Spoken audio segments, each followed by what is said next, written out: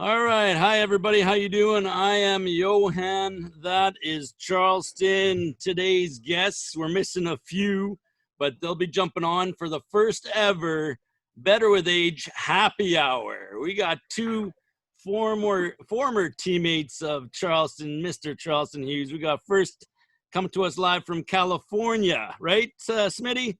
Oh, for sure. Oakland, California. Oakland, California, representing the Raiders. Well, I guess no more Raiders down there. Oakland A's. We got Mr. Brandon Smith. Smitty, how you doing? I'm doing great, man. How about yourself? Good. I got a beer ready. Here we go. So now we got you got some Crown Royal going on over there. Oh yeah, I'm working with the Crown. Actually, that's what we should have did in the first place. We should have just said cheers to everybody. Hey, cheers to y'all boys out there. Now he's dropping his phone now. Can't even do that. Yeah. I know. I knocked it out. We got now we got also joining us. Hey Hughes, let me get that buffalo though real quick. The buffalo rule. Hey, out of the way. Man, get that buffalo up. Hey, that's how you start a show. That's how you start a show. This is how we start a show, right? Hey, what's buffalo? All right, come on, run it. Run it. You'll figure it out. Let me introduce Keon, then we'll tell you how to be able to play the buffalo game. Hold on. First, we need that buffalo because he's going to try to stall it out. Let's get up out of him first. All right, Smitty. Yeah, you got a good point. Oh, right, here you go. All right, Charleston's down one drink already. Before we even got to Keon, we got on to another guest joining us live from Calgary, Alberta. You can see all his advertisements in the background. Joining us from his office in his home in Calgary, Alberta, Mr. Keon Raymond. How you doing, Keon? What's going on, fellas? What's happening? We also have two guests. For the first ever happy hour, we thought we'd we'll throw it out there. We're going to have two people in our studio audience of my house. We got in Charleston's background. We got Abby White joining us over there. Abby, give us a cheers. There we go. And then down here, we also have Mr. Ryan Larson, big Calgary Flames fan, watching the game. Go Flames, go! And hey, Smitty, Larson's a big A's fan too, so he's throwing you some A's love over there. Hey, like we say, A's for days. Yeah. A's for days. A's for days. Boy, nobody never heard that one. All right. Hey, he just pulled that one out, huh? Man, he pulling shit out his ass right now. He come A's for days. A's for days. Hey, he ain't never watched the baseball game. No, I'm good. So on today's show, we better lay some ground rules down right away, boys, because Smitty already said it. We got Buffalo rules. Today's the first time we've ever been kind of having more than one beverage. But, okay, who wants to start off? Smitty, what are the rules? Charleston, Keon, what are we going to go by? Run it, Hughes. You should know. So basically the first rule is if you're going to ask a question, the minute you open your mouth, you got to take a drink before you even ask a question. So that's rule number one. Rule number two is... Number who? Yeah. Number what? Stuttering already, one drink in. Okay, all right. Number two is you better have a damn good time while you're doing this. And rule number three is man, floodgates open. Okay. All right. So Buffalo rule, I just want to know, because in rugby it's different. We're drinking with our left hand at all times or right hand? What hand is your dominant hand? My right. All right, well, yeah. That's the hand you drink with. So I got to drink with my right or my left? You're right. So I got to drink with my right? Yeah. Oh, man, Smitty, you're fucked. What are you talking about? Yeah, you're going to get me to be able to do that and chug this beer. Fuck that. Hey, my man, Smitty, I couldn't hold that shit. Hey, man, it's on Keon sitting here like that, dude. My bad, the Buffalo Club, because there's a lot of members of this Buffalo Club. This is a drinking game that we've been playing damn near our whole entire career since 2008. Smitty, do you know the actual rules of the Buffalo Club? No. Yeah. I don't. Yeah. I just know what. I just know what actual rules of the Buffalo Club. So, huh? Oh yeah, never trust the buffalo. I know that one. Never trust a buffalo. So never trust Buffalo? Yeah. Does anybody, Johan, you know the rules of this Buffalo Club? Yeah, Yeah, you can't drink with your dominant hand. If you get caught, you got to chug your next drink. Oh yeah, that too. Okay, what about if the person called you wrong? Oh, that's a double. Yeah, that is true. Yeah. If the person, exactly. If you get called out, and you're drinking with your non-dominant hand, then that person's got to chug, double. and be able to do that. Yeah. So, yeah, there's not too many rules in Buffalo game. It's pretty simple. Mm-hmm. Yeah. Oh, okay. I'm just trying to establish the rules right now so everybody understands. Okay. So Keon, what are you drinking today? We got to throw in some sponsorship love for some of the guys out there too. So we got to figure out what everybody's drinking. Me, I got a nice Jack and Coke going, man. I'm a big whiskey guy. Nice. Playing football in Tennessee. I've always kind of been a Tennessee whiskey man, Jack Daniels. Nice, very nice. I don't drink Jack Daniels. I feel like Jack Daniels make your hair go gray. And I don't really know if Keon really drank it. Now we didn't see him pour his. Hey. We ain't seen nothing. Hey, that one thing you ain't never got to worry about me. Let the camera walked all the way around to pour his drink. He done doubled his. That was straight apple juice. Hey, and it's a white cup too. You can't see nothing in the cup. Look, I even keep something in the flask in the office. So, all right. You know what I'm That saying? flask is definitely empty. Let me get that buffalo too. Let me see Let me get that buffalo too. Hey, Ain't nothing in there. Yeah, I get that ain't buffalo. nothing in there. Hey, you got a double. I'll take it. You got a double. Hey, you see Keon standing on Charleston? What's in it? Keon stunting. He's got nothing in it. He tricked us. I think Keon's got to drink a little for that. Smitty called a fake buffalo, so he got a double up. Yeah, but you had nothing in it. You had nothing in it. Keon is straight. I told you, man, you got to keep your eye on Keon, man. He out here pump faking. Hey, man. Hey, how you think I get all them damn minutes? Man? Look, I chose mine, man. All right. He got a whole handle for the show. Yeah. Shout out to Crown Royal, Canadian Hold dry on, man. Y'all whiskey. playing. Y'all got me. All right. Here we go. You think I'm playing? Y'all think I'm playing, man? Shout out to Crown Royal out there. Yeah, Oh, man. Hey. Smitty been drinking nonstop Crown Royal since 2008, and he's still drinking it when he retired. Hey, man. No, I'm vested right now, man. now we They know. need to send me a bottle or two. Yeah, we know who to be able to make sure we bring a bottle next time we're in Oakland, California. We're bringing some Crown down. Oh, please do. Hey, tell me, how is the retired life? Let me get that shot about you first, though. You say you got to drink before you ask a question? I did say that. And let me get that buffalo while you at it. The screen flopped. Nah, man. I still look at it, though. I'm turned around with it. Oh, no. Hey, I didn't do my homework. Come on, now. Run it. Answer my question first, then I'll take it buffalo. Hey, what? Yeah, man, run it. You made the rules and you ain't following the rules. You made the rules, Hughes. Them were your rules. Hey, I can tell they've been out there. They've been out there letting you slide, man. You done forgot all about it. We are. Hey, everybody. Hey, What's up, B? They said, "What's up?" What's going on? 17 years of marriage. How's that going for you? Keon, Hey, Buffalo. Hey, tell her Buffalo, Keon. Hey, Keon, we need that buffalo out there, too. Tell her, Keon, we need that buffalo out of there, too. She don't know nothing about Buffalo. She do not. Hey, she came on the show. She know the rules. She got a buffalo with that one. Yeah. Hey, man. Hey. We got some I'll take that buffalo for. Yeah. We got some tight rules going on today. So let's get into it. I want to know, boys. I want to know right off the bat, who can give me the best Charleston Hughes story? Smitty, Probably Smitty. Yeah. Can you start off with the best Charleston Hughes story? When you guys played together in Calgary, what's your first memory when you think about playing together, boys, when you're there? I want to know something about playing with the Mr. Charleston Hughes, because here in Saskatchewan, Now, he's kind of the guy that, he's got his chest out. He's Mr. Hughes. He's walking around. He's got the jerseys, the green jerseys, number 39 everywhere. He's kind of loved. He's a big deal. Yeah, okay. Kind of, yeah. Doing that. But I want to know back in the day when he first got to Calgary, what was he like as the rookie? What was he like as the new guy on the team? Who took care of him?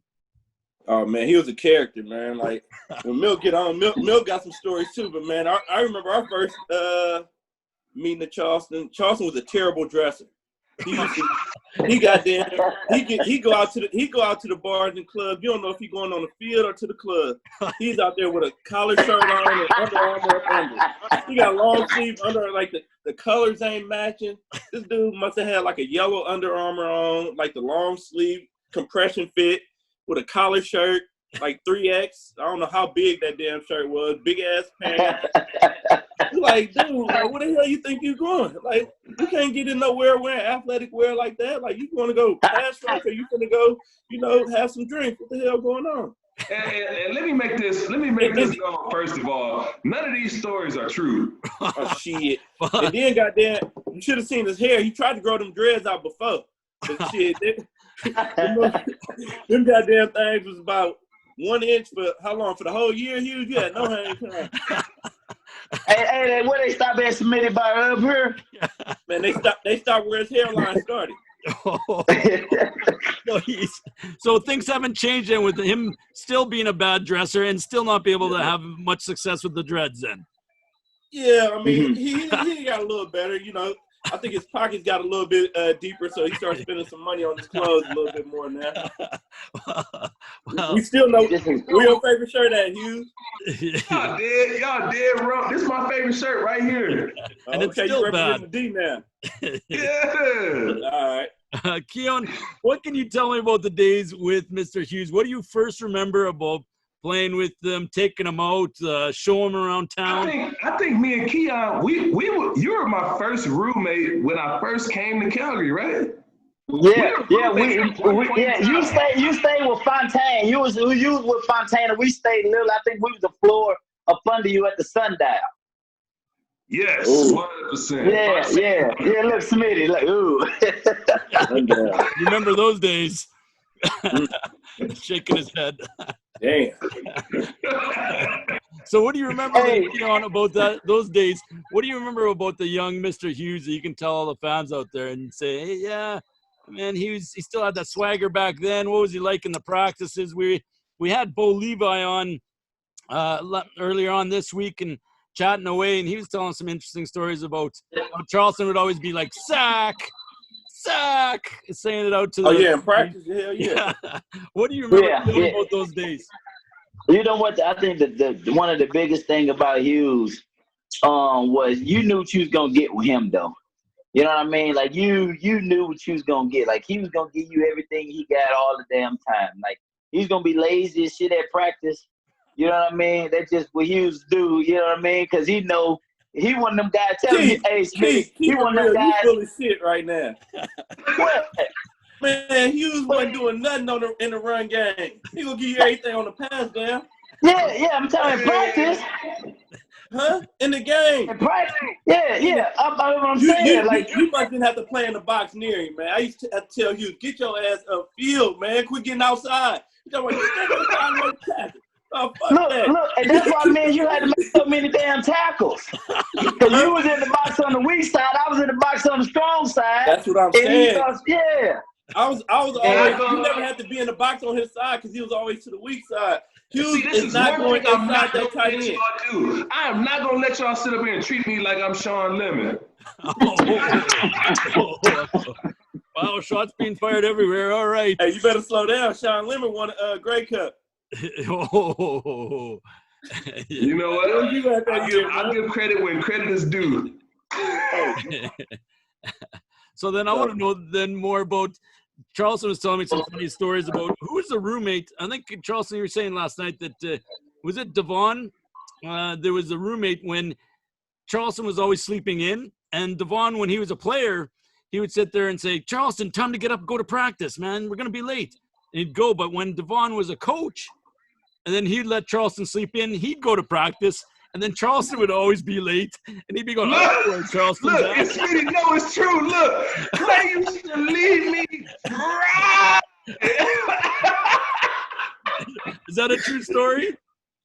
Hell It is, yeah. but Hey, it's some truth to it. But the fact of the matter is, the coaches always got to be there before the players. So like Clay got there, he going there at like 6 in the morning. Yeah. We players, we don't need to be there at 6 in the morning, but yeah, it did happen quite a few times. So it's like, damn, something got to give. Hey, Hughes was the only one that the coaches had to go to his house and wake him up personally. A few times. Really? A few times. He's the only player. He's the other that they had to get in their car, literally drive to his house and shake him on the shoulder to wake his ass up to come to practice. Yeah. But I mean, when I was his roommate, I had to do it too. I mean, I try to wake him up, but shit, that dude, he ain't moving like he got that sleeping disorder to where you try to shake him, he ain't moving. He dead. You'll be shaking him for like 20 minutes. You're like, shit, I gotta go. Yeah, you're gonna be late. I found it so much BS because it'll be times where me and Smitty will walk into the meetings super late, and they would completely ignore that Brandon Smith was late, and everybody is zero in on me and go like, "Oh, because you did it so many times. We know it's your fault. It's okay. So then, was it true then also then that that the Calgary would make you guys pay $150 for a fine, right? But then Charleston started getting fined so much they said this isn't working, and so they started to make him do up and downs. Or what did you have to do, Charleston? Run stairs, or what was it? You remember they made me do down ups for the whole entire field and back? No. Remember that one time, though, they made everybody else run, and you just had to sit there and watch. Everybody wanted to beat your ass for that. I almost had to beat up Mike over that. Man, we was ready to whoop your ass. They made everybody else run but Charles. He had to sit his drunk ass on the side. He still was drunk. Yeah. Okay, so speaking of that, Keon, I wanted to ask you about a question that Charleston told me about too, about what was the days like, and I think what Charleston said 2009. Hold on. Slow down. One. You ain't been drinking. You've been asking all these damn questions, but you ain't drank yet. We need a couple of them. You like 3 of them behind right now. Okay, here. 3 of them. There we go. All right. There we go. Man, I'm getting called out. I'm the host. Charleston was the host, and we're still getting called out by you, man. Hey, you got to. Y'all made the rules. Tough crowd. All right. Okay, here we go. Keon, I got to drink now. I'm going to be scared to ask a question. Hey. Okay, Keon, what was it like when 2008 or 2009 or 10, Charleston was telling me there was a pretty big party Charleston had in an apartment above, was it around Chinatown? That you guys Smitty laughing already. threw a party. He said there was about 125 people there. He had a DJ there. It was sponsored by Patron and Molson. The elevator broke 3 or 4 times. Can you confirm that this was there was such an event? And give me some details about that night. You know what? I can neither confirm nor not confirm. Good answer. That was a good night. I didn't know you. We just. Still sticking up for each other. Hey, look, I just know that I made it home. That's it. I just know I made it home. That's it. That was number 1 on the agenda. But right, Smitty may be a little bit more inclined to understand what kind of went on. You know what I mean? Smitty may be a little bit more inclined than me. Okay, Smitty, let's hear about that story. Can you tell us any details of that event? He was not to throw a party, man. Like, he's dancing off to a party. That's what it is. It was so many people coming up and down, though. And when the elevator went down, we wasn't walking down to pick nobody up. Remember, we started throwing the keys down off the balcony? So the keys down, they got to walk up themselves. They walking up 8 flights of stairs. They ain't there now, so they got to make their way up. Nice. Shit. It was so many goddamn people up there, though. Nice. It was a good party. So you guys knew how to party. But it was a bunch of booze there too that day.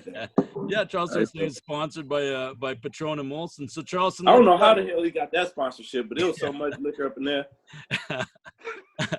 Charleston, let's hear That was on Canada Day, wasn't it? Yeah, it was a Canada Day celebration because the fireworks was right there next to where I lived at. You look off the balcony down at all the people down there. It was thousands of people down there, and like we on the balcony partying. It was a good night. I mean, Hughes had the perfect spot for it, and everybody showed up. I don't know how you got that many people up in there. So Charleston, let me ask you then about your playing time with these boys. Obviously, you guys have been tight. You guys have been friends for a long time. What was it like to be starting up with these guys, playing with Smitty, playing with Keon, playing with Devon, playing with all those guys in Calgary? You're coming from a guy coming from the NFL and trying to learn the way. And these guys it sounds like it was pretty good guys to be able to hang around with and go and have a few drinks with. But what do you remember about these guys and the group of guys you guys formed and hung out with? Yeah, man, I just look at it as though like with a certain group of guys that we came in with, we was all on the same mission together, man. We all came in. We knew that everybody was battling for positions in 08. We knew that, you know, all the new coaching staff, so every position was wide open. And I guess when you get around a certain group of guys that's cut kind of from the same cloth as you kind of connect with people. So I mean, it was like an easy transition for me. I mean, meeting somebody from Oakland, I've always been told like Oakland and Detroit are kind of go hand in hand and the same kind of people, no matter where you go. But when I met somebody like Keon, you know, Keon a weirdo. Keon, hey, with that hey, don't me, man. I feel the same way about you. Right there, stuff. Keon, I don't know if you can hear, but he's constantly ribbing you about your white hair and about saying that. He's the one 40 years old trying to have a 22-year-old hairstyle, looking like old dog from boy from Minister Society. You got a point there. I'm not going to deny that. Hey, no, but when you going through football like that, man, and then you meet like a certain group of guys, man, and then you like I said, you build a camaraderie with them, you connect with them, and then they end up being some of the best friends you met, you know, in your whole life, really. Yeah, and that's pretty much what happened. Shit, we went through a lot of grinds together, and you know, all the years that we played together. I mean, me and Smitty, I didn't even think about it till the last minute, but me and Smitty got a chance to do a jersey exchange, and you know, Smith and Keon ended up being right there, and I was like, man, I don't know. I mean, you never think of stuff like that to happen, but it happened. So, I mean, I'm the last one to retire in the group, so they make me feel like I'm old. Hey, your ass is old. you know what? Better with age. Hey, look, when I had to leave, I had to tap out when they started calling me grandpa on the team. I'm like, what the hell? They ain't calling you that yet? You know what I think one of the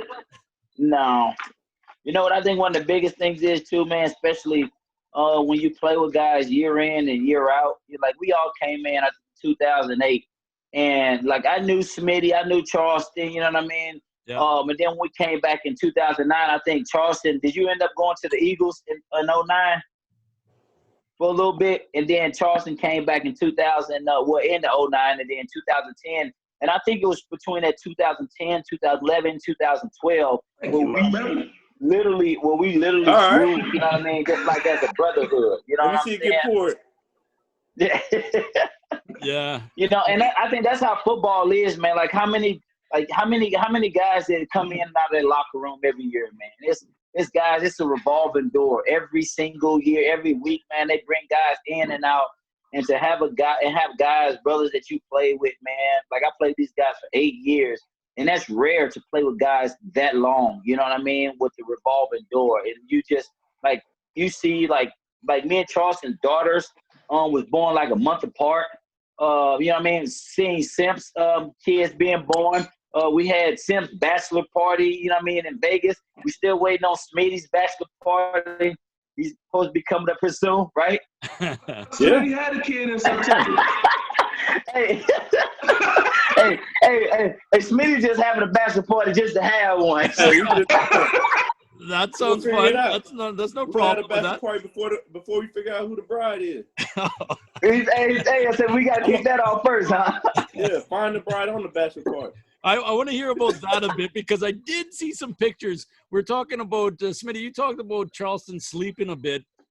And, the one thing when I picked him up today, I said, what'd you do? What's up? How's your day? He's like, yeah, man, I did 2 things. I ate and I had my nap. And I'm like, what? What's that? That's it. That's all he does. But I saw some pictures of Charleston That sounds in like Vegas. a grandpa answer. Yeah, exactly. But I saw some pictures of Vegas. I don't know whose stag it was. You guys can correct me on this, but Charleston was passed out after having 2 of those yards glasses, and it was like 7 at night. And then I saw another picture of Charleston passed out in the hallway. He didn't even make it to the room. Yeah. Can you verify that was the progression? That was the progression. He went from the yardsticks to sleep on the couch, woke him up, and now he sleep on the floor of the hotel. It was a long day for him. I mean, but me and him, we started early and we kept it going for a while. But I mean, that's usually how our nights go. Like we start off early, we get to drinking, but he's gonna tap out before I am. I'm waiting for him to tap out right now. He's tapping out across this damn internet. Hey, when we throwing pillows at him while they was sleep on the couch? Put cigarettes in his mouth and everything. I haven't heard of that one, but that's a pretty. Which one of y'all had cigarettes?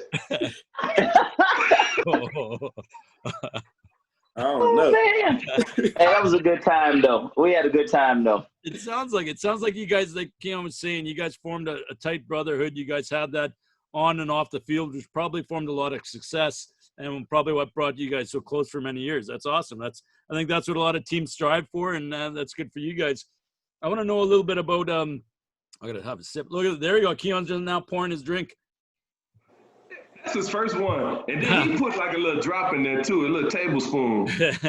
You see ain't no chase in her now. Yeah. I want to know, Smitty, have you heard anything about how the CFL? You're in Oakland now. How have you heard about everything that kind of progressed about the CFL? Did you hear anything? The news of it canceling? Have you been in touch with some of the guys? What are your thoughts on the CFL and what happened this year? I mean, can you imagine if you were in Charleston's shoes right now, if that would have happened back then? Man, I did just hear about it, man. That's unfortunate because I was actually looking forward to coming up there. I got a bunch of guys on different teams, that I was planning on coming out there and watching them play, supporting, seeing different stadiums and whatnot. But, I mean, just to see that the CFL is canceling the season, that shit's terrible. And, I feel bad for the guys. It's not like, the CFL is NFL where guys are making millions of dollars and can sustain themselves for, a course of a year. That's just a tough pill to swallow for a lot of guys out there. But, yeah, I've heard about it. I just try to tell guys, stay positive and, start looking for something to hold you over until, next year, see what next year is going on. But, luckily, guys like Charleston that's been in the league and, know what's going on to be able to, do other things outside to try to, hedge, his bet for the most part. I mean, when you don't have football's not going to be here for everybody. It's an expiration date for everybody. So, once you hit that date, you got to be able to transition and do something else. Yeah. No, and Keon, you had a role with the CFL Players Association, did you not? Yeah. I was the second vice president for the association. So can you tell me about how, maybe you would have maybe approached this situation? Because this is the first time nobody's ever dealt with a pandemic before, right? So, I mean, as a fan, I was extremely frustrated and pissed off at the commissioner and at the office because we heard nothing. We heard more stuff through Twitter about what was going on and, the players getting upset. You had James Wilder Jr., was so upset and, he made a decision to be able to go and and end his career and go get a job 2 months ago or a month ago, right? Keon, in your position, when you would have been with the PA, how do you think you would have handled something like this, or what are your thoughts on how the PA did and maybe how the commissioner and that office reacted? You know what? It's always a tough situation when you're dealing with the whole pandemic thing, and like Smitty said, the CFL just doesn't have the resources like the NFL or an NBA, you know what I mean? And just from from my standpoint, just kind of looking at things and kind of how the league kind of drawed it out just a bit, it was always kind of long and ongoing. Me personally, I would have just told the guys, I'm like, look, we just not playing. You know what I mean? Like, I think these guys could attest, Smitty and Hughes, that, I think that was the difference between us when we played. We always had jobs in the offseason. I mean, we understood football. We enjoyed playing football during the season, but we were guys that when the offseason, when last season, whether it was the West Final or a Grey Cup, whatever it was, we went to off-season jobs. We all had off-season jobs every year as we played, and I think a lot of guys started trying to get a little bit more focused just on football, and so they tend to kind of be dragged along quite a bit, man. But like I said, it's always been a rocky relationship with the CFL and the PA, you know what I mean? And I think for them to be able to get something squared away or get something worked out, I think this was a huge eye-opening experience, maybe for the country, for fans to know how much the CFL closes the doors on the Players Association. Like I tip my hat to Solly. I think those guys did a amazing job just trying to figure out kind of how things, played out towards the end and making sure they looked out for the guys. But I think ultimately it was a good thing to know that the push the players on the back burner when it comes to. They treat them like steppers, instead of partners, which they should be, in a league where, we're trying to actively grow the league in the up in the CFL. Like there's no other league that players volunteer more than CFL players. You talk about NFL, you talk about NBA, Major League Baseball, National Hockey League. There's nobody that volunteers in the community more than the CFL players, and I think the league a lot of the time there ain't another league that the fans have direct access to the players in the CFL. Yep. Like fans have direct access to CFL players, and it's crazy how that happens. And I think that's one of the things that draws us in as fans is that we want to be able to hang out with you guys. We have direct access. We want to be able to ask questions. It makes it engaging as a fan. You get drawn in, and then you get to go, man, I was just talking to Keon or Smitty or Hughesy or things like that. Or they were at a charity event. They came to my school.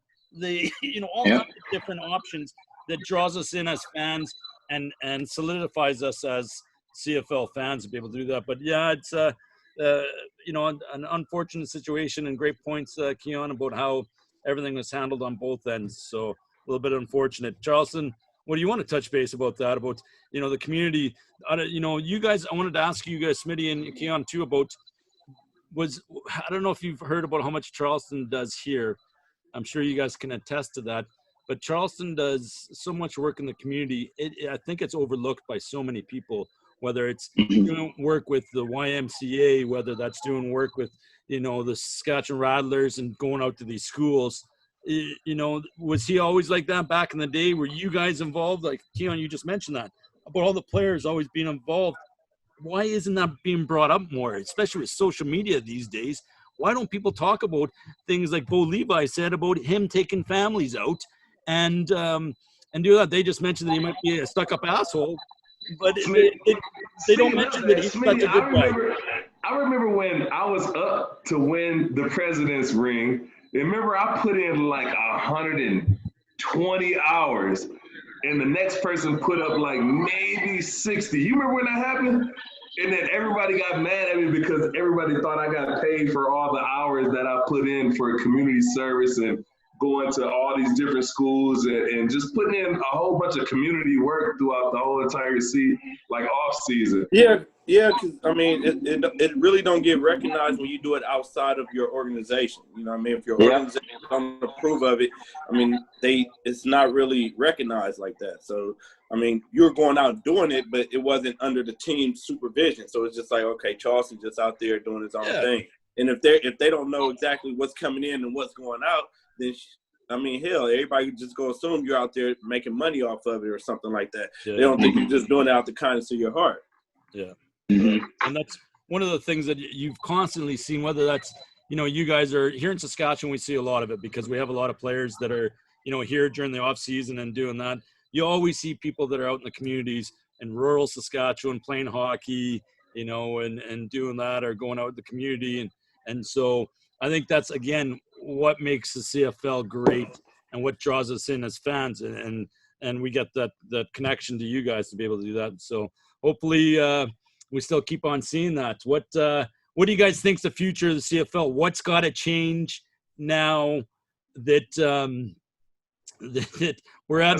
That's a big question right there, boy. That's a lot of drinks. We should have some tequila for this, something like that. That's a drink either. But that's a You know what, man? I can answer that question. Let's see what you got, Keon. You know what? Honestly, I remember sitting with the commissioner right before we had the president's election, and he was just talking about the state of the CFL. And what I told him was that the league needs more diversity. I mean, like when you talk about the governors, you talk about guys who are in the CFL office, whether it's, the commissioner, league operations, the people who work for the league, like they need more diversity inside of there. People who understand the new generation of this game of the CFL, and not just guys who, all right, well, I got a marketing degree, or let's just put, a new person in on our social media team, and that'll drive, that'll drive up viewership. They need to get some new young talent in there, some diverse talent in there that can help steer this league in a new direction going forward, because I think with them keeping the exact same way, you guys know, if you continue to do what you've always done, you're going to continue to get what you've always got. Yeah. And I think the league has continued to do that. And I think I seen one thing on Twitter where it was like, well, players need to get paid for their jerseys. Like I'm absolutely, on board with that. Like if you get a guy, if a guy gets 20%, off jersey sales, that he get, like that literally needs to start in the conversation right there.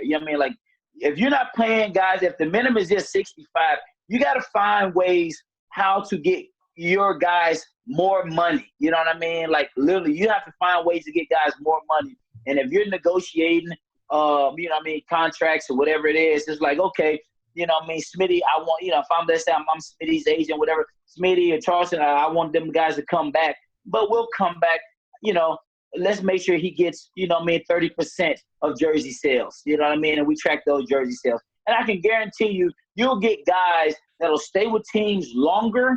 You'll get guys that'll enjoy being in the atmosphere with they, and you develop a long-term relationship where it's not the one and done, league like NCAA basketball, like guys have an opportunity to do that, so I think they need to compensate players more on the other side of the business aspect of it, instead of just, okay, I'm gonna give you a regular contract and then that's it. Like you gotta incentivize guys to come back and want to be a part of your organization, and not just feel like, well, this is cool because you're a part of our organization, or you should be privileged because you put on our jersey. You know what I mean? Like it makes sense. You got a guy like Charleston. Yeah, you got a guy like Charleston Hughes. Shit, you better leverage the shit out of it. You got a guy like Brandon Smith. So you better leverage the shit out of it. You know what I mean? Like those are the guys' jerseys that you have in there. Those are the guys that you market. And like right now, it's all about the quarterbacks, because you paying guys $700,000, so you want to make sure that you only got one guy jersey that's in the stands with some bullshit. So that's just my thought. Well, there you go, Keith. Speak your mind then. He went off. I wish I could put some sounds on it. That's our next purchase is a mixing board to be able to go, bam, home run. Yeah.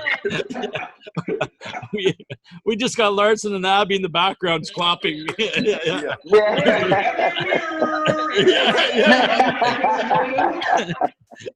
Our studio audience loved it. They went wild over that. So, it reminds me. Charles, I wanted to tell you about a funny story too about 2009. I got a message from a guy in BC today. Jeff Bamey's telling me a good Charleston Hughes story about, we always talk about the negative, but this Charleston Hughes story was about Charleston Hughes 2009. The Riders are in Calgary to play the Grey Cup against Montreal. Ooh. Rider Nation takes over Calgary, right? He's doing that. One guy says that the Riders lose. They're crushed. These fans are crushed. He goes to a Calgary bar, they're drinking. Charleston Hughes walks in the door, and what does he do? He sees the Riders fans there, and he goes and he buys them around. He says, sorry about your loss. Look at that. Charleston Hughes reaching out to people all across doing that. Guaranteed he don't remember that. How drunk were you? Hey, yo, shit, you better Hey, that was Smitty, because he always walk out on the bill. When it's time to ante up Donnie Smith, he the first one gone. Maybe that's why. So maybe, how drunk was he to do that? So maybe it wasn't Charleston's tab that got picked up. Oh, yeah. Smitty's tab. He ordered them. He can do that. He's great at ordering. So, Jeff Bame, if you're listening to this out there, Charleston really didn't buy it to you. You got to thank Smitty. Smitty picked up the bill for you and the Rider fans. Nah, I probably didn't either. He walked out on it. He just ordered it. But then they probably had so many drinks he didn't even notice. Yeah, you got to find Hughes. So you got to find him, don't you, Smitty? You got to find him, boy. You got to turn in the dog, the bounty hunter, when it comes. See how this is one. All right, I got one. This is all one right. Time. There we go. Was it 2009 maybe? Was it 9 or 10? It might have been 9. I don't know. It ain't happening. We was at the bar, and then everybody is buying rounds. So then it's Charleston's turn to buy a round. He's in the middle of a conversation. He's talking to somebody. I don't know, one way or another. But we like, hey, it's your turn to buy the round. So instead of him just buying the round, his reply was, he's talking to a group of people. He just front us off. He like, oh, they want me to buy the rounds because I just got this big new contract. Like that was. we like, nah, it's your goddamn turn. Like we just bought the first 4 rounds. Like his reply instead of just saying, okay, no, but he had to make it. He had to make it look good in front of his crowd. He had to entertain his crowd. And then he act like we didn't hear it though. Like he just turned back and like, they want me to buy the rounds because I just got this big new contract. He's like, all right, goddamn, you prime time. Well, then, Smitty, hey, I remember that shit, Smitty. That shit was so funny. He got a big new contract. Like, so funny. No, that's a whole lie. You lucky to playing on this to validate that. We drove him for a whole year about that whole saying. He got that big new contract. Ain't that a big new contract? I'm gonna make sure. I gotta remind Charleston of that quite a bit. That when we're out and about tonight, say, hey, Charleston, absolutely. Yeah, you got that new contract now. Your turn to buy the round. Yeah, and he got to throw his hands up though, like it's nothing. No.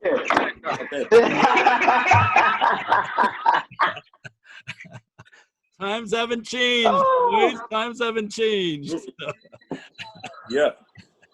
Charleston, anything you want to add to that? Man, that is a complete lie. All right, what you say then? I pay my bills, whatever I need to pay my bills. If y'all want a drink, then I buy y'all a drink. Smitty, I done bought you many drinks before. Hey, let's talk about something real. Smitty, you can't even cook. You know how many times I done cooked in the house for you and your ass can't cook? Oh, so that's what you gonna bring up. So that's what we do? So that's the speed you want to go, huh? Look at you. What the hell? That's what I would do. Keon, Hey, look, can Brandon Smith cook? No, hell no, he can't cook. Hey, look, hey, but hey, one thing though, I tell you what Smitty used to do though. Who So gets the Smitty groceries? could cook, but he'll buy some that. Hey, look, he'll buy the groceries though. He'll buy the groceries. In 2009, like Smitty come through all the. I mean, it was me and him. I tell you, one time Smitty came through, and he brought a whole damn salmon. A whole salmon. I didn't know what the hell to do this damn thing. Like, he didn't just buy a salmon, like, you know, I had to, like, scale it and take the bones out. He bought a whole damn fish. He said, bring fish. So shit. It was good, though. Yeah. He bought the whole fucking fish. He bought the whole damn fish. Hey, look, and I'm trying to be cool and shit. Like, I know the fuck I'm doing. I'm like, what the fuck I'm supposed to do with this? What is this? You learn quickly if you're hungry, Keon. You learn quickly if you're hungry. So. Oh. But we scared it, man. I tell you what, man. Hey, ask him who taught him how to cook chicken. Micah Jr. Probably me. Micah and Jr. They're the best That's the only cooks I thing know. you eat anyway. They're the best cooks I know. You know what? All right. That's cool. All right, forget. Don't cook for me then no more. One thing that I don't know if you guys follow Charleston on his Twitter, he does tend to brag. And when I'm talking brag, he even comes over here, and I'm Hispanic, I'm Guatemalan. He comes over here. I make tacos from authentic tacos al pastor. I make with real avocado. I make it with, you know, fresh salsa, with cilantro and everything. And he's going, yeah, it's all right. Yeah, maybe I could do better. And I'm like, what are you talking about? I mean, he's now all of a sudden a gourmet chef. I call him Chef Charleston. And Twitter, he's always showing all his cooking skills and be able to do that. So you gotta watch. Even how I'm moving like that, that's how you know I'm a good cook. Because when I'm in the kitchen, I'm getting to whipping up everything and I'm doing all that. You know, it's all gonna taste good when I put it together. Man, I ain't never had shit you done made. He said what I was cooking. I ain't tasted nothing. I've been known to do for 12 years. I ain't never had nothing he done made. Hey, that was the best year. That was the best year when him, Micah, and Junior was having cook-offs every week. Like, okay, who to cook? They say I was a terrible judge because whoever was cooking that week was the best cook. Like, oh man, this shit was fire. This is the best one all year. The next week, Smitty, you wasn't no last week. Smitty, you wasn't no judge. You was just a taste tester. My point exactly, man. You was a free meal guy. I think between me, Junior, and Micah, we spent the whole entire season trying to figure out who made the best jerk chicken. The best jerk chicken. And who's Junior? Y'all didn't beat Junior. Y'all could beat Junior Turner. Yeah, Junior shit was fire, but then Micah shit too, man. So I don't know. It was a stiff competition. And then remember Mess came through too. Mess did it too when for the party, I think, right? Yeah, Mess did. Yeah, he cooked that jerk chicken. Yeah. Who's Junior? What's his name? Hitman Junior Turner. Junior Turner. Oh, Junior Turner. Okay. So, yeah, if you also check out Charleston's Twitter, you'll see that right now his main recipe on Twitter is a slice of cheese, a Kraft single slice of cheese that's been in his drawer in his current place of residence since November, and it hasn't molded. Do not eat Kraft sliced cheese. It don't go bad. It don't spoil. I wouldn't eat that. Hell no, I wouldn't eat that. Hell no. That don't go bad. What the hell? That shit. I've had a slice of single Kraft cheese in my drawer for about well over 7 months. Is it in the refrigerator at least? No, it's in a drawer. So let me ask you this: how the hell did cheese get in your drawer? That's the mystery. How did cheese get in your drawer? Like, what the fuck are you doing to have cheese in the drawer? I think we're missing over the whole bad cheese. How did it get in the drawer? Hey, He's hiding it hey, from but Hugh, we will bring this back though. Remember what was that year? Probably 20. When did you leave Calgary? 17 was my last year there. So it must have been 2014. We went out to, on this day, we went out to Marquee. Me, you, and Junior. Okay. Do you do you remember what we ordered 3 times? Man, I got a bad memory. You know, I had too many hits to the head. Yeah. We went to the bar, no lie, and ordered 30 shots 3 Yes. damn times. 30. Today. 30 shots 3 different times. Why today? Was it somebody's birthday or why today? There you go, Hugh. So my birthday is tomorrow. But we was at Marquee. We brought in the birthday by ordering 30 shots. You should have seen the bar every time. We just pouring them shits out. Pouring them out. We was throwing them shits back. And what kind of shots? Crown. Crown. Yeah, Crown. 30, yeah. 30 shots of Crown It was times. It was a long night. I think I had to carry you home. Man, you can't carry me. Yeah. You was like weekend at Bernie's, man. Somebody was on the other arm. You carry your ass up out of there. Who's that? That's Mr. So Hughes. obviously, out of the 30 shots, I took 29 then. Please. That was a good night, though. And then we did it again, like, what, 2 years later for juniors? Yeah, we did it 2 years later for junior, but it was like 100. It's safe to say that when you guys go out, watch out. No matter where you go, you have to be able to do that. Good time. We don't get in no trouble, though, so that's always good. We always make it home in one piece. Some of us wake up for practice the next day. Some don't, but Hey, some forget where we left our car at. some don't. Yeah. Multiple times, but we find it, right? Yeah. Who was that? I remember when Smitty did that. Multiple times? Hey, look, they just showing the responsibility of not drinking and driving. So, you know what I mean? That's one thing we're pretty good at. We'll leave the car there. We'll go back and get it. Absolutely.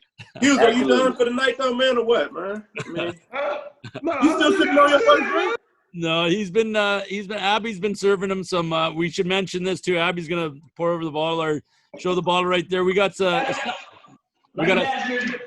Saskatoon Distillery Lucky Bastard, right, Abby? What is that, vodka? Yeah, it's actually pretty good. It's coconut lime vodka. Okay. We were in the distillery. We went to Saskatoon a few weeks ago, and we were able to take a tour of Lucky Bastard Distillery. Showed us a great time. We were able to buy some products. So now we're looking for a few sponsors for the show. We want to kind of get some alcohol to sponsor us, right? Hey. Easy. It'll work. Maybe Maybe BTP gonna sponsor us.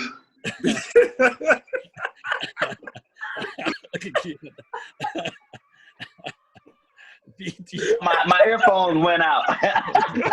Yeah, he couldn't hear that one. Should we say it again? I tell you what though, Hughes, you play this year, man, you can be one of our sponsored athletes though. 7 on 7. We only got a season this year. I'm trying to run some routes. Hey, we've been waiting on sponsorship gear for I don't know how long now. Shit. I'm still over here waiting on some sponsorship gear. Man, you see they locked down the border, man. Like the border locked down. They shut down everything. Like we're gonna do, they shut down the country shut down. They just pushed it back to September now. I mean, I can't control what Trudeau doing. You know how I know when a motherfucker full of shit when he start doing this?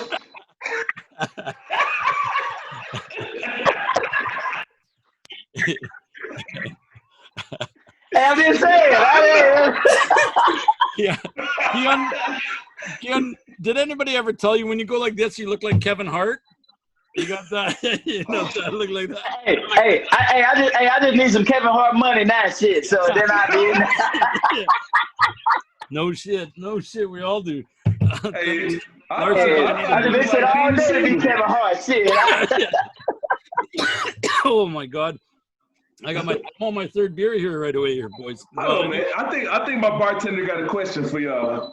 So what kind of question do you got for them? I just want to know, like, you talk about partying and good times and stuff, but I mean, I want real stories, like championship stories. And when you went out at a big game, how that went down. I need that drink about you first, though. Really. Hey, everybody forget about that drink. They got a hot question to ask. Don't remember the drink. Smitty's good at that, right? He's quick. Hey, look. Y'all tell me the rules. I just play by them. All right. You got all the party stories. Come on, run them, you. All right. Who wants to answer that question? Oh, you lost. Look, Keon phone died.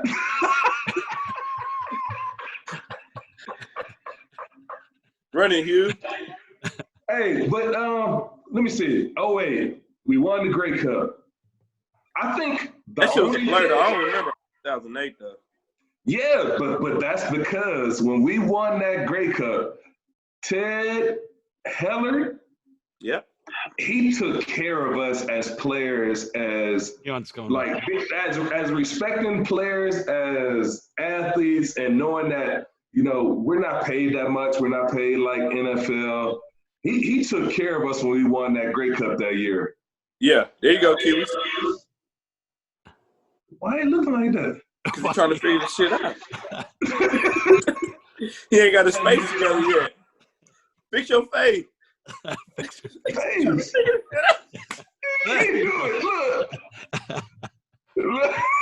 Oh. Keon, you back? You can hear us all right? Yeah. No, I'm good, man. I had to change my earphones, so. So your phone go out when your earphones die? Yeah. When you get the AirPods, the AirPods, man, you got a Samsung. You don't know nothing about this high tech life, man. I don't. No, but Keon, I was telling him about when we won the Grey Cup in 08 and how much the ownership group that we had at the time took care of us as players, and they respected us a lot more than what was going on, you know, after those years, especially because they went far, especially him personally. You know, Ted Heller went far out and beyond for the players on that team, you know, that year when we won the Grey Cup. But you got to understand, before that, they didn't win the Grey Cup since what, 98, 92? Like, what was the Grey? I think it might have been 98. Might have been 98. Might have been 98. Or 98. So they went 10 years without a Grey Cup. So, like, of course he had to do that. But then since 2008, we've been winning, you know, contender every year. We've been Western Finals, like, every year. Like, since I've been in Calgary, I think we made it to the Western Final every year except for maybe one or two. So, like, they expected at that point, it's like, okay, Calgary is going to be there. But before that, they appreciated more because it took them 10 years to even get back to that level. I'm just telling you, Smitty, it was trash in 2014. Like 2008, like he literally, everybody had a bottle. Everybody had a bottle. We popped about two bottles. Man, I'm gonna tell you what. In 2014, I get in the locker room. I ain't even get to pop a bottle. Like we waited. Like we've been the guys who've been there, who won the first one in 2008. I get in the locker room 2014. I done missed the whole bottle. I think they had 14 bottles. I think it was 14 bottles in total that you get to pop, man. I'm like, man, what the hell is this shit? Like, what is this? You missed them all. Like, yeah, like, you know what I'm saying? Like, dude, I've waited 7 years. Like, and we was pups when we won the first year. Yeah. We was pups. And so now, after we lost in 12, it's like, all right, we finally get it in 2014, man, like long and hard, and we appreciate it. I get in the locker room, man, I'm like, what the hell is this shit? Like, what is this? Like, you know, you got the practice squad guys popped all the bottles. Hey. You know what I'm saying? Like, I remember Muzz was throwing water around. I was so pissed. I was so pissed. Yeah. I was so pissed. I'm pissed. Tell me about then the stories about afterwards. And Keon, where'd you guys go afterwards? Where do you remember going out partying, drinking? Did we lose him again? Did he? There you go. What do you? Hey, man, who your internet provider? I got an iPhone, man. We're all switching to Samsung after this show. So, what do you? Oh man, you know what? Like the party, we had. What was a party? It was in Vancouver. It was a nice little party. That they end up having, man. We was at some nightclub, but it wasn't nothing like 2008 though, man. Like we had a party at the hotel. Didn't Ted have a DJ at the party at the hotel, man? Now, like it was the party in 2014 was a sponsors party. It was cheese and crackers after the game. Boo. You know what I mean? I'm like, dude, I was so disappointed. I was so disappointed. Hey, Smitty organized that. You can't throw a party, Smitty. That's bullshit. I just show up. Yeah, just like the food. Okay, so we got Ryan Larson, one of our studio guests, the only studio guest down here. He's gonna ask another question.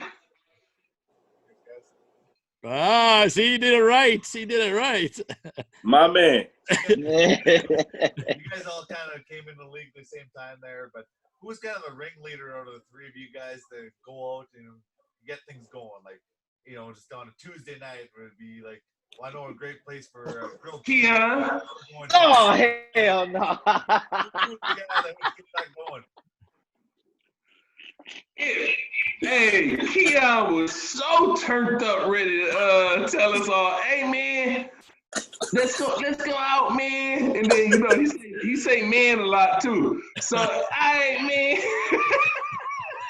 hey, so they lying. So you see him lean back, say, hey man, hey, that's how you So it wasn't Keon then. Who was the ringleader out of you guys? It's all silent. Nobody says anything. Yeah.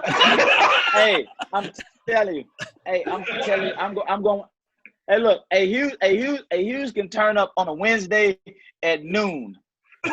It can be Hughes turn up on a Wednesday at 12 o'clock in the afternoon. But no, I think the ringleader was Smitty though. Smitty's always ready. Smitty's always ready for a party though. Man, that's how Oak Town. What do you call it? Huh? He was always ready. I'm a great sidekick, man. One of these two guys can be Batman. I'm a great Robin. The biggest thing was though, we'd always, man, we just enjoyed hanging around each other though. Like whether it's me, Smitty, like we got a little group chat that we got now. Me, Smitty, Hughes, Juwan Simpson, Mill Collins, and it was just always, if it was just anything that we wanted to do, man, we would just always just get together, man, because when you get guys that you enjoy being around, man, and we could be chilling at 4 o'clock after a practice, man, and it could just turn into something epic. You know what I'm saying? Like or we can just go home an hour later. You just never knew how it was gonna turn out. You know what I mean? But that was, but honestly, man, that's the joy. You know what I mean? Like having guys, friends like that. Like I call these guys my best friends, man. Like we playing, like when you get a solid group of guys like these guys, and you can call on them for anything, man, and we can always depend on each other, man. Like you can't beat a group like that, man. You can't beat a group of guys like that, man. And I'm fortunate to be able to play 8 years with guys like this, man. Like honestly, like I've been around a couple teams, man, but have guys like these two guys that's sitting on this podcast right now, man.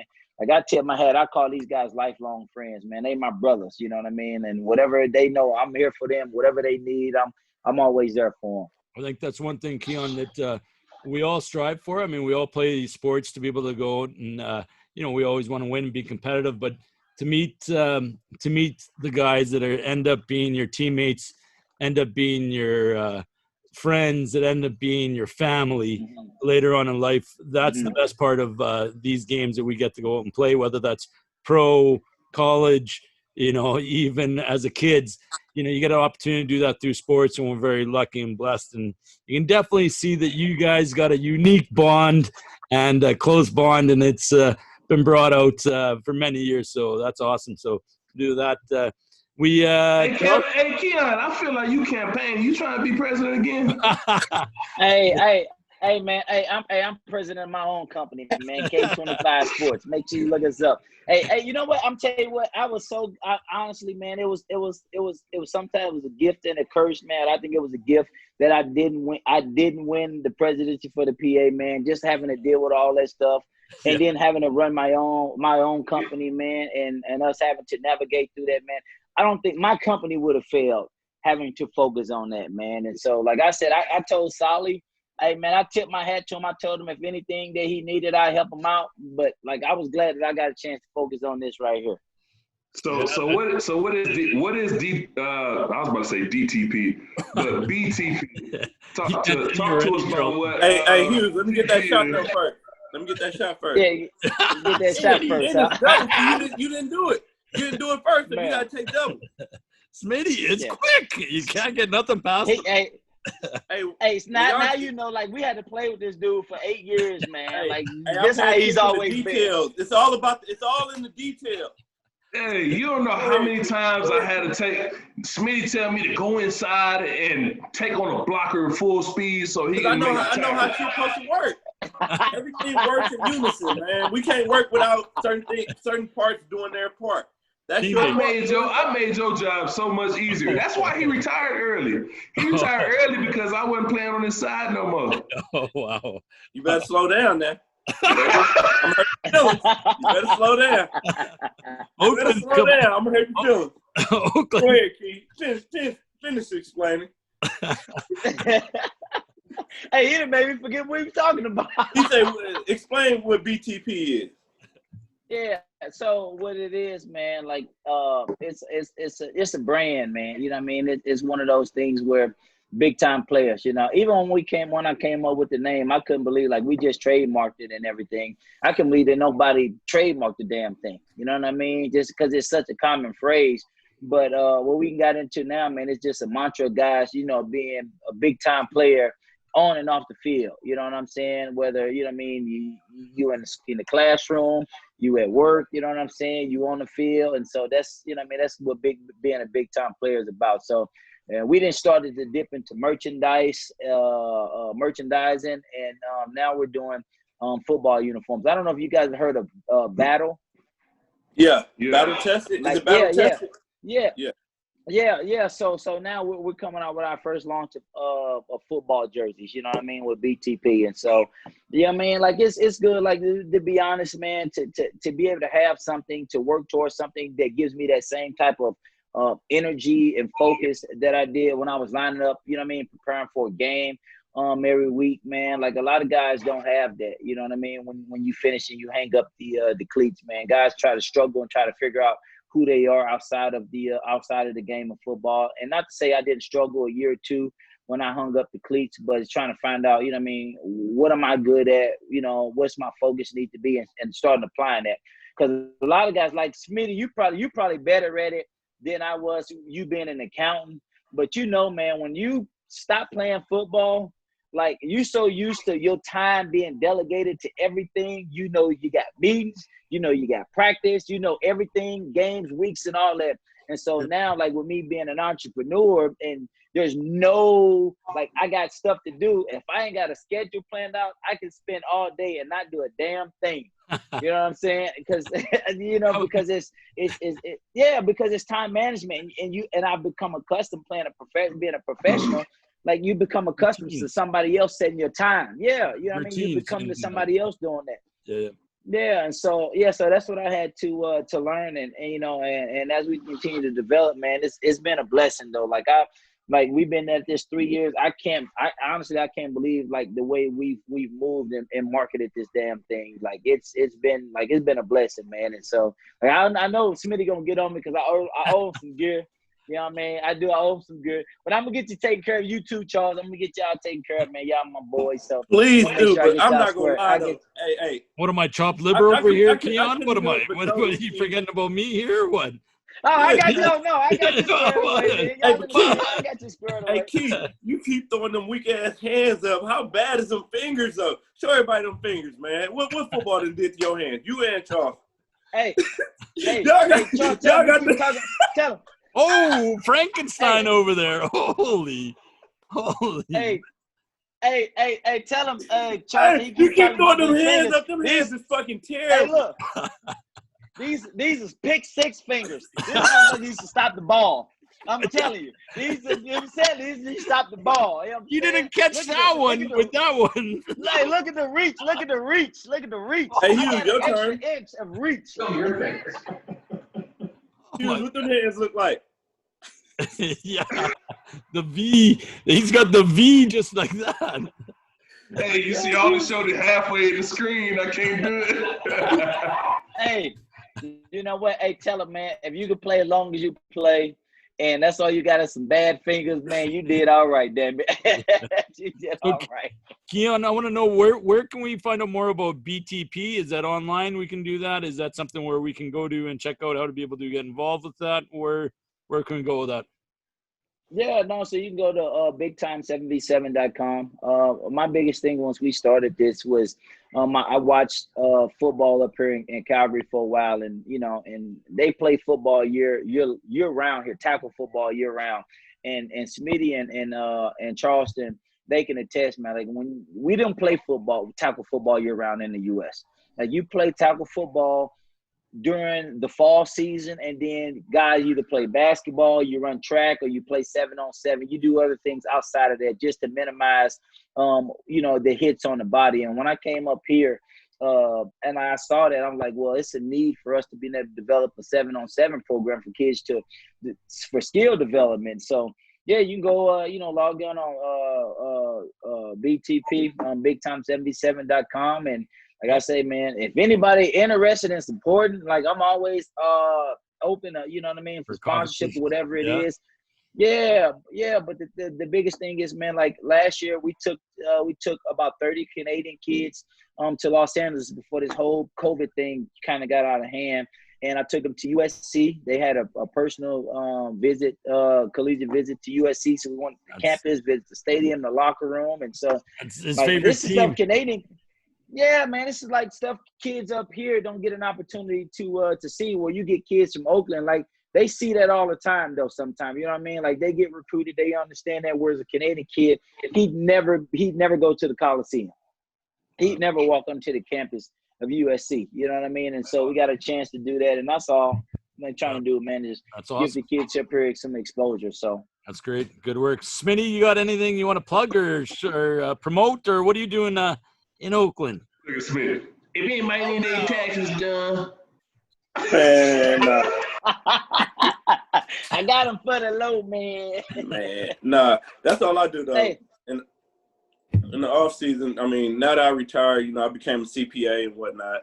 So I just try to help guys out, doing the cross-border taxes. A lot of guys need to do Canadian taxes as well as U.S. But when you come in the U.S., you don't have tax preparers in the U.S. that's familiar with the Canadian system, as well as, Canadian preparers familiar with the U.S. system. But when you're a U.S. player, you have to do both. So I tend to, work with guys like that who really need help doing both of them, and that's able to relate to them and know exactly what they need to do to satisfy both filing requirements. So now that I'm retired, that's the industry that I fell in, and I'm just riding it out now. Like I said, I want to just be a permanent fan of the CFL, but things didn't work out the way I thought my retirement was going to go. Yeah, well, no, we now we're going to check and see if we can get you as the first account to be sponsored by Crown Royal. Hey, let's do it. Let's do it.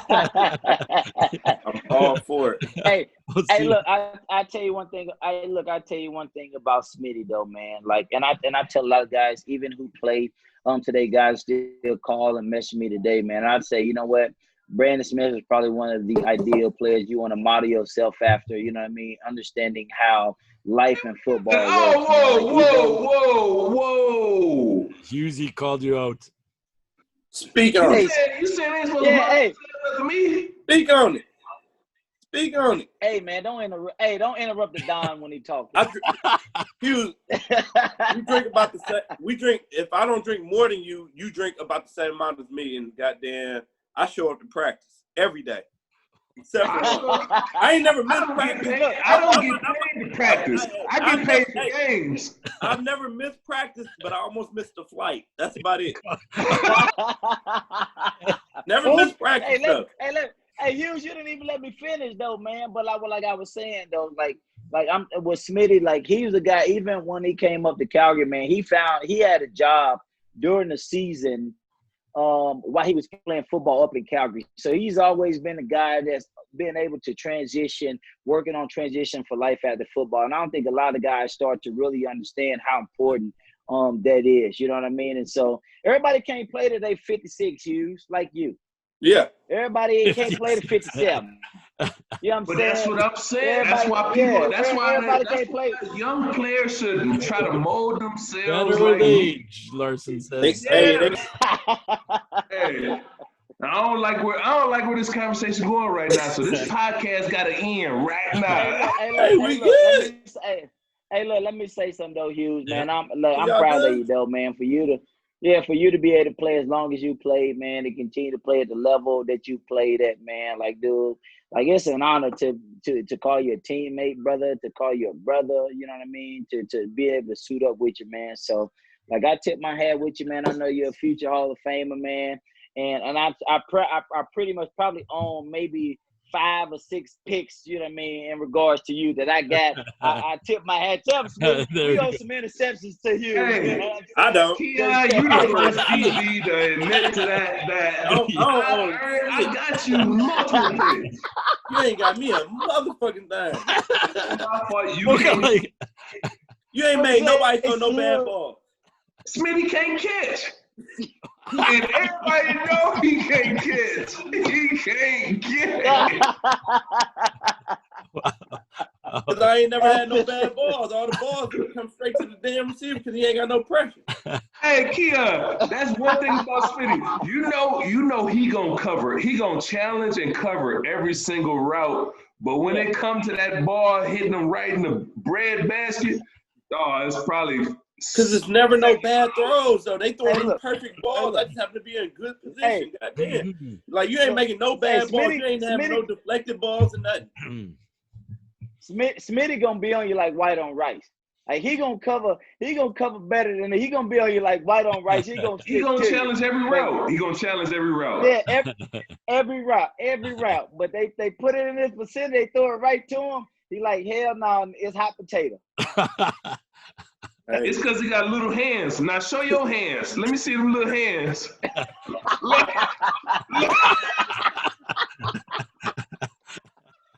I don't know if you'll filter that one out, but shit. No, we don't filter that one out, Smitty. That's all good. That's gold. That's golden. Hey, look, but I tell you what, though, you got 3 guys on the podcast right now that made the TSN Stampeders all-time team right now, man. There you go. Like, and for me to say I play with these guys, man. Hey, you know what I'm saying? Like, hey, fellas, we came in, we made some damn noise. And you know what I'm saying? We made some damn noise. Congratulations with that. It's definitely been a pleasure to meet you guys and to chat with you boys and to drink with you boys. Hopefully we so y'all done drinking. That's what y'all trying to say. No. We're not going to stop drinking. We're just going to end the show. We're going to keep on drinking on to be able to do this. We're just going to be able to cut this off, and then we're going to keep on drinking ourselves on this. So no problem. We're going to make sure that Charleston. But hold on. Larson's. Are y'all all in the same house? We got some more people joining us in our studio audience. So I gotta go, man. No, but this is the Better with Age podcast show, and the reason we call it Better with Age is because all that whiskey you drinking over there, Smitty, gets better with age. His cheese gets better with age. His wine gets better with age. There's multiple things get better with age, like leather. There's me. I get better with age. I was just about to say, Is that why you got played that better when cheese you in got your older. drawer? Yeah, I got played better when I got older. I get better with age. But the most important thing that gets better with age is friendships. As long as I know you two, man, y'all been my friends since day one. Y'all my day one homies. And all I can say is I'm glad I met y'all. I'm glad I know y'all. And thank you. Boys, I like it. thanks That's for great. coming on the show. We will be in touch. We are going to be down in Oakland right away, or we're going to come to Calgary in a few weeks. But Oakland, we're going to bring you some Crown. And we have actually a special guest. He's a WestJet pilot that just came in over here too. He doing that. He's actually a WestJet pilot. All right. Yeah, he flew me back from Vancouver 2 days ago too. Nice. So we're gonna make our way over to see you boys right away. We'll do that. We'll get out there. Thanks for coming on the show. Appreciate everything. Hey, when is part 2? You want to do another hangover, or what do you want to do? You guys got to figure that out. We got to figure out when we get Devon on, or we got to do who else? Who else? Milton didn't even come on the show. Man, they came up short, man. I ain't They worried about them dudes. They knew what kind of hangover they were going to have tomorrow. Well, Hey, you know what? Actually, I'm glad they didn't come. The one thing we got to do is we didn't even discuss I want to know some of the best players you guys ever won against, and that's excluding all TSN panel players, because they don't say anything nice about Charleston. We're not going to say anything nice about them. So, but we're going to say next show, maybe with you guys, we're going to talk about maybe some of the best players you guys played against. And, talk about some of the guys that Hey, really Getzlaff used to give Keon that word. He's tripping.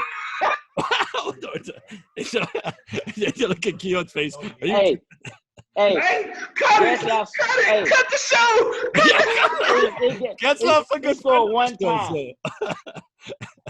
Hey, you know what? And I respect the hell out of Chris, man. Chris is a hell of a player. But you ask him, where did I set the Stampeder all-time longest interception return at, baby? In Regina, baby. Who was I covering? 117 yards. Hey, drink to that. Hey, but what you really need to ask though is who was the number one Connect Four player, domino player, and the fastest guy that Charleston knows. That's all in one, Smitty. All in one? Ask him. Charleston? Charleston don't know many people. Yeah. You're not even in the conversation. We're gonna cut this conversation after this. All right. So we're gonna end. I raced Smitty one time. We put $100 on the line. Who won? I said we had to go off my movement. The minute I put my hand off the ground, he took off early. Took off before me. I was 5 yards behind him. By the time he lifted his hand up, I was 5 yards past him. All you hear him say, "Oh shit, it is over." and then this other time, okay, we're going on a away trip. I think we get $200 worth of per diem. He decides he wants to play. That's pretty good. He wants to play goddamn Connect Four. Why did he do that? Before we got to the airport, he was $250 down. We only got $200. Not quick. And the thing is, the cool thing about it, he won the first 2 games at $10 a game. And then he started feeling good, like up it, 20, 50. You know what? Hey, so you done dipped into the game check, huh? And then after that, he wants to play dominoes, and we know how that goes. On show 2, I'll get into, like I said, telling you about how Charleston and I first went to the casino, and our first experience was playing blackjack. And then we got it. It didn't go too good for Charleston in the beginning, but then at the end, it was a lot better. But it's all about how you finish. It was a come up. Yeah. It's all about how you finish, not about how you start. We'll talk about that on show 2 with you guys. It was a pleasure. Thanks again. All the best to you guys, and take care. Appreciate it. Have a good one. Well, we're gonna keep on Finish it, drinking. Charleston. Let's see you finish it. Hello. Yeah. Well, say goodbye to our Appreciate it, studio Hey, finish audience. it. Studio audience, say goodbye. All right, now. I'll see y'all. It's growing by the minute. Have a good one. Here we go. All right. right. See you guys.